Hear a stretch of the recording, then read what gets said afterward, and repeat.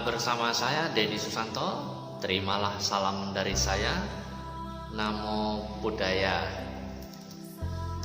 Jadi di video kali ini kita akan membahas mengenai kebudayaan dengan agama. Ya, kebudayaan dengan agama. Apakah kemudian kebudayaan itu bisa disatukan dengan agama? Jadi ini kita akan bahas di sini. Ya, jadi agama itu hadir setelah kebudayaan muncul. Artinya kebudayaan mendahului agama. Jadi dengan kata lain, agama belakangan muncul. Khususnya di dalam agama Buddha, ya khususnya di dalam agama Buddha, agama Buddha bisa menyebar sampai ke seluruh dunia itu karena agama Buddha berusaha untuk menyesuaikan diri dengan kebudayaan yang ada di lingkungan di mana agama Buddha itu berkembang. Jadi dengan kata lain, agama Buddha itu dia hidup selaras dengan kebudayaan. Tetapi kadangkala yang menjadi permasalahan adalah ketika orang sudah mengenal agama, maka mereka cenderung akan melupakan kebudayaan. Ketika orang sudah mengenal agama, mereka cenderung akan melupakan kebudayaan. Sesungguhnya inilah yang sangat kita sayangkan, ya. Ya, termasuk kita di dalam komunitas agama Buddha, di dalam komunitas umat Buddha. Ada kadangkala, bukan hanya ada, tetapi banyak sekali kita yang sudah menjadi seorang umat Buddha kemudian merasa setelah saya belajar agama Buddha, maka kebudayaan-kebudayaan itu tidak sesuai lagi dengan ajaran Buddha, maka ini harus saya tinggalkan. Sesungguhnya saya ingin mengatakan ini adalah persepsi yang keliru. Ini adalah persepsi yang keliru. Ya, di mana di dalam Sigala Lowada Sutta dikatakan bahwa kewajiban daripada seorang anak kepada orang tua adalah menjaga tradisi daripada keluarga kita. Itu adalah yang ada di dalam Sigala Lowada Sutta. Jadi kalau kita sudah ada di dalam Sigala Lowada Sutta seperti itu, ya kenapa kita tidak menerima kebudayaan? Ya, kalau kita membuang kebudayaan, kita memiskinkan apa yang sudah ada sebelumnya. Seperti contoh misalnya, kita orang Tionghoa, ya orang Tionghoa ya biasanya diidentikan dengan agama Buddha, ya biasanya. Tapi walaupun begitu ya tidak semua juga begitu ya. Tapi kita anggap sajalah secara umum orang Tionghoa itu diidentikan dengan agama Buddha. Banyak sekali tradisi-tradisi kebudayaan Tionghoa yang kemudian dihilangkan oleh kita yang sudah belajar agama Buddha. Ya, ini sangat disayangkan. Kenapa kita memiskinkan kebudayaan kita sendiri? Misalnya seperti tradisi bakar-bakar kertas. Memang di dalam agama Buddha tradisi bakar kertas itu tidak ada. Tidak ada. Mau cari di sutta apapun tidak akan kita jumpai tradisi bakar kertas. Dan itu hanya ada di Tionghoa. Bakar kertas sembahyang ya untuk orang-orang meninggal.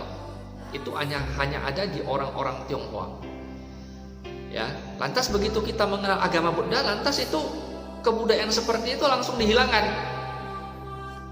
Dengan kita misalnya menghilangkan itu, ya kebudayaan kita sudah hilang satu. Ya, jadi lantas apalagi ciri khas kita sebagai orang Tionghoa? Tidak ada lagi ciri khas pada akhirnya.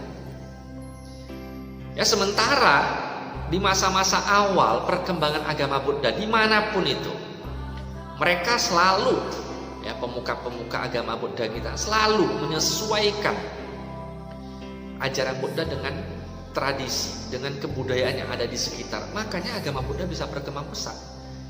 Ya, tapi berbeda di saat sekarang ini kita melihat banyak sekali. Ya, saya nggak tahu apakah pengalaman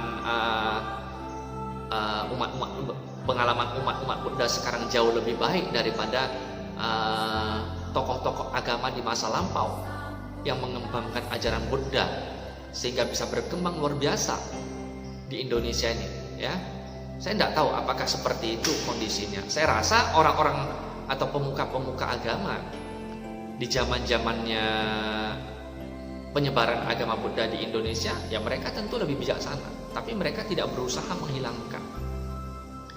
Ya, jadi secara pribadi saya menyatakan seperti ini. Ya, kita sebagai umat Buddha janganlah kita berusaha menghilangkan kebudayaan-kebudayaan atau adat tradisi kita yang sudah menjadi ciri khas kita. Saya adalah seorang umat Buddha juga. Ya, saya umat Buddha Theravada.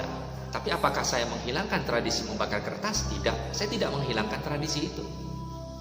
Cuma saya kurangi saja jatahnya. Dan saya tahu di dalam ajaran agama Buddha itu tidak ada. Tetapi di dalam kebudayaan saya itu ada. Dan saya harus pertahankan itu kebudayaan supaya dia bisa terus berkembang. Supaya itulah yang kemudian bisa menjadi ciri khas kita. Saya ini orang Tionghoa. Ciri khas saya apa? Ada Imlek. Ada waktu orang meninggal bakar-bakar kertas. Ada makan jakcang. Ya, banyak kebudayaan-kebudayaan. Kalau kita kemudian setelah belajar agama Buddha kita melupakan kebudayaan-kebudayaan yang itu, ya ngapain kita belajar agama? Ya, ngapain kita belajar agama? Bahkan kita melihat, ya, di dalam cerita-cerita Buddhis di masa lampau, cerita-cerita kehidupan Buddha. Ya, ketika Buddha menerima seorang murid dari kelompok-kelompok lain, apakah kemudian Buddha meminta orang tersebut untuk melupakan apa yang telah dia lakukan kepada gurunya terdahulu? Tidak. Buddha tidak meminta orang tersebut untuk melupakan apa yang telah orang tersebut lakukan kepada gurunya. Bahkan Buddha meminta mereka, walaupun dia sudah menjadi muridnya Buddha tetap memintanya untuk melayani gurunya sesuai dengan apa yang sudah dia lakukan sebelumnya. Ini memberikan contoh kepada kita. Ya, Buddha mengajarkan kepada kita bahwa kita jangan pernah melupakan akarnya kita itu, sumbernya kita itu. Ya, kalau kita melupakan sumbernya kita, dari mana kita berasal, kita memiskinkan kebudayaan kita sendiri. Lama-lama kebudayaan kita itu tidak akan dikenal lagi. Makanya di zaman sekarang banyak sekali kebudayaan-kebudayaan yang dilupakan. Ya, dengan alasan apa? Tidak sesuai dengan ajaran Buddha. Iya, kita tahu tidak ada pernah kebudayaan itu bisa sesuai dengan ajaran agama apapun itu. Tidak hanya agama Buddha. Ya, kebudayaan tidak akan pernah bisa sesuai dengan ajaran agama apapun. Ya, tidak akan pernah sesuai, memang seperti itu sudah jalannya. Tapi bagaimana? Ini tetap harus kita lestarikan. Ya, saya sebagai seorang umat Buddha, saya mengajak kita semua, janganlah kita menjadi seorang umat Buddha yang fanatik. Kita menjadi seorang umat Buddha yang taat boleh, fanatik jangan. Ya, ingat, taat boleh, fanatik jangan. Ketika kita sudah menjadi umat Buddha yang fanatik, ya, maka kita perlahan-lahan kebudayaan-kebudayaan kita sebagai orang Tionghoa misalnya, sebagai orang Jawa, sebagai orang Batak yang menganut agama Buddha, maka kebudayaan-kebudayaan ini akan hilang, akan punah. Yang rugi siapa? Yang rugi kita. Ya, di zaman-zaman perkembangan agama Buddha terdahulu tidak demikian. Agama Buddha bisa disesuaikan dengan kebudayaan. Maka hari ini kita bisa melihat, ya, orang baca parita dengan langgeng Jawa, dengan langgeng Batak, langgeng Cina dan lain sebagainya. Ya, disesuaikanlah. Ya, Jadi saya ingin mengajak, sekali lagi saya ingin mengajak kepada saudara-saudara kita semua yang ada dimanapun yang mungkin mendengarkan video saya ini, ya, kita jangan pernah menjadi umat Buddha yang fanatik. Menjadi umat Buddha yang taat perlu, fanatik jangan. Ya, lestarikan kebudayaan kita.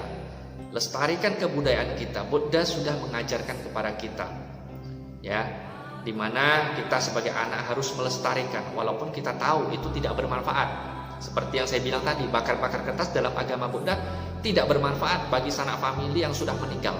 Tapi itu adalah bagian daripada tradisi yang harus kita lestarikan sebagai identitas kita sebagai seorang Tionghoa. Ya, mungkin orang Jawa juga demikian, bisa melestarikan sesuai dengan adat istiadat orang Jawa.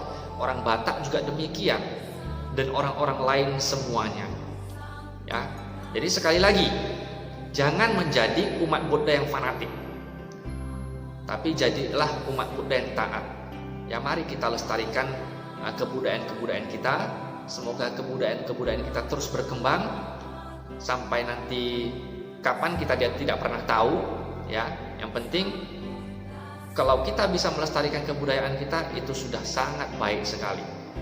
Ya, jadi harapan saya kita semua, ya, jangan menjadi umat Buddha yang fanatik, tapi jadi umat Buddha yang taat. Saya kira itu saja yang bisa saya sampaikan kali ini. Semoga apa yang saya sampaikan kali ini bermanfaat bagi kita semua. Terima kasih. Namo Buddhaya.